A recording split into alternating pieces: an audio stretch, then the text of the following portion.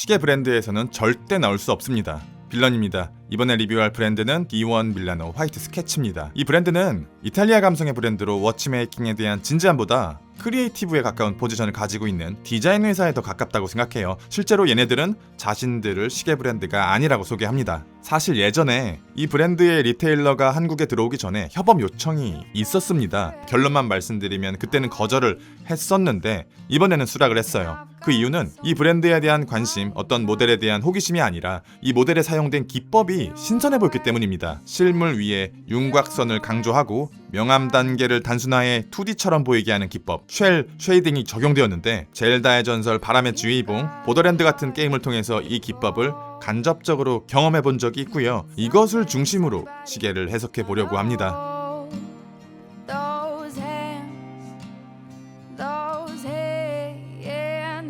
시계는 3Nz, 크로노그래프 두 가지입니다. 3Nz는 40.5mm의 사이즈, 9mm의 얇은 두께, 블링크 기준으로 54g, 세이코 VJ21 쿼츠 무브먼트, 폴리카보네이트의 소프트 터치인 코팅이 입혀져 있고 미네랄 글래스에 무반사 코팅이 발려 있습니다. 오바 50m, 방수. 크로노그래프는 3mm가 늘어난 12mm의 두께, 55g의 무게, 세이코 사나 TMI VD53C 쿼츠 크로노그래프 무브먼트, 이것을 제외하고 전부 동일합니다. 시계의 착용감은 크게 의미가 없습니다. 무게감이 거의 느껴지지 않을 만큼 가볍다도 물론 중요하지만 단순히 가벼운 시계는 많아요. 그럼에도 이 시계가 유독 편하게 느껴지는 이유는 폴리카보네이트에 입혀진 소프트 터치 코팅이 꽤 큰 영향을 미치고 있다고 생각해요. 이 소프트 코팅의 감각은 인간이 느끼기에는 아주 미세한 감각입니다. 애플이 120Hz와 60Hz의 아이폰을 구분하면서 제품의 급을 나누는 아주 악독한 상수를 펼치고 있는데, 이런 것처럼 모르면 인식하기 어렵지만 역체감은 꽤 큰 편인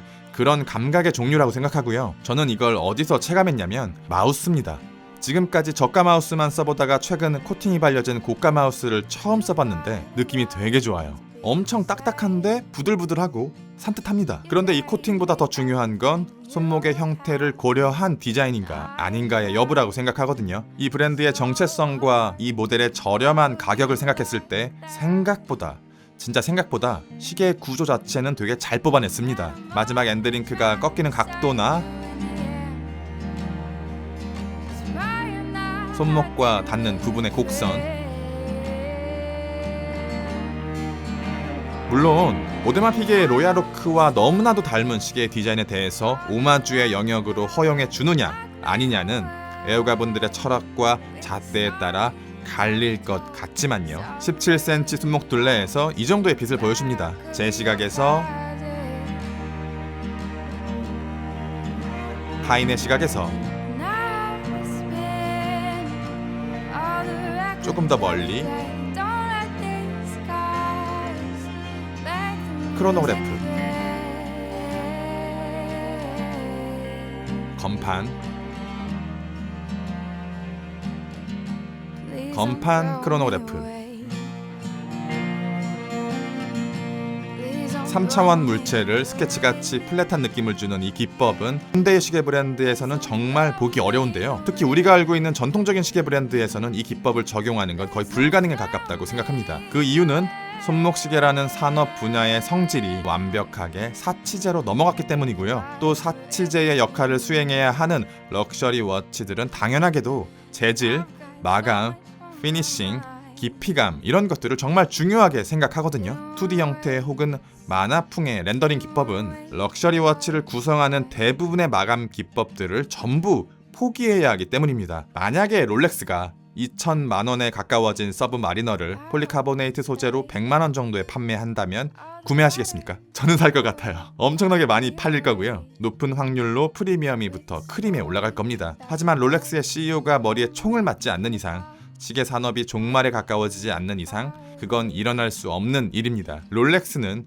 유명하되 모두가 가질 수 없으면서 사회적 상징성이 유지되는 것을 목표로 삼고 있기 때문입니다. 하지만 스와치는 다르죠. 오메가의 미래에 발목을 잡을지도 모르는 문스와치를 만들어냈습니다. 저는 장기적으로 문스와치가 오메가에 긍정적인 영향을 미칠 거라고 생각하지 않아요. 스와치 그룹의 불안한 마음을 드러내는 것에 가깝다고 보고 오메가의 미래를 팔아 현재 스와치 그룹에게 대출을 해준 게 아닐까. 그래서 쉐이딩 기법이 적용된 시계의 등장은 현 시점 기준으로 문스와치를 만들어낸 스와치나 카시오의 지샥 정도만이 수용 가능한 일이라고 생각하고요. 마침 지샥에서도 동일한 기법을 적용한 모델이 만들어진 이력이 있습니다. 그래서 이 모델의 가치는 스피드마스터의 헤리티지를 가볍게 맛보기 위한 문스와치처럼 스틸 스포츠의 원형을 가볍고 재미있게 즐기기 위한 선택지라고 생각해요. 브랜드의 정체성이나 최근 인플레이션을 고려한 모델의 가격대나 이 모델이 적용된 기법을 고려해 본다면 사실 빌드 퀄리티는 리뷰에 고려되는 요소가 아니었습니다. 당연히 구릴 거라고 생각했고요. 폴리카보네이트라는 소재의 특성상 스틸이나 티타늄처럼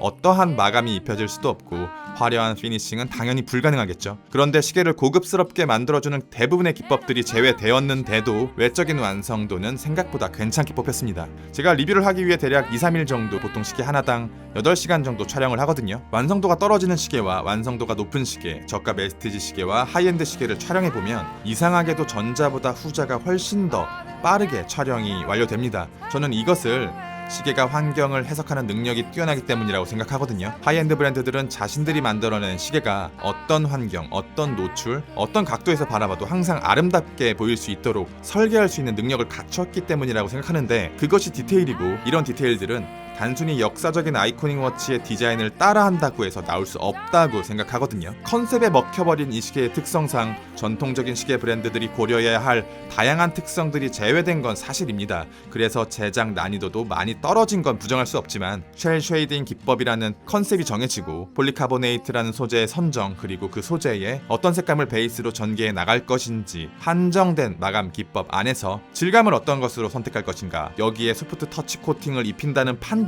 사파이어 글래스가 아닌 미네랄 글래스를 사용한 것 그리고 그 위에 무반사를 입힌 것 깨끗하게 잡은 펫싯과 브레이슬릿 테두리를 타고 올라가는 엣지 마감 이런 디테일들을 보면 그래도 한정된 자원 안에서 디테일들을 최대한으로 뽑아낸 것 같습니다. 일반적인 기계식 시계에서 크로노그래프의 역할은 메인 초침이 크로노그래프의 초침, 3시가 분 측정, 6시가 시간 측정, 9시가 실제 초침으로 구성되는데 이 쿼츠 무브먼트의 크로노그래프는 메인 초침인 실제 초침, 3시가 24시간계, 6시 초측정, 9시 분 측정으로 되어 있습니다. 기계식 무브먼트와는 다르게 쿼츠는 회로와 모터만 추가하면 얼마든지 기능을 더할 수 있기 때문에 기계식 크로노그래프의 시간 계측 기능에 24시간계와 타이머 기능이 추가되었다고 보시면 됩니다. 그런데 정말 중요한 건 가독성입니다. 가독성은 3NG에 비해 크로노그래프는 정말 많이 부족하고요. 흰판, 검판, 크로노그래프 흰판, 크로노그래프, 검판의 순서입니다. 미네랄 글래스에 대해서는 한 번 더 말씀드리고 싶어요. 많은 분들의 생각과는 반대로 저는 미네랄 글래스를 굉장히 선호하는 편입니다. 글래스 위에 입혀지는 스크래치나 상처가 저만의 시계를 완성해 나간다는 일종의 힙스터 감성도 있고 글래스의 공유를 더 자연스럽게 제작할 수도 있고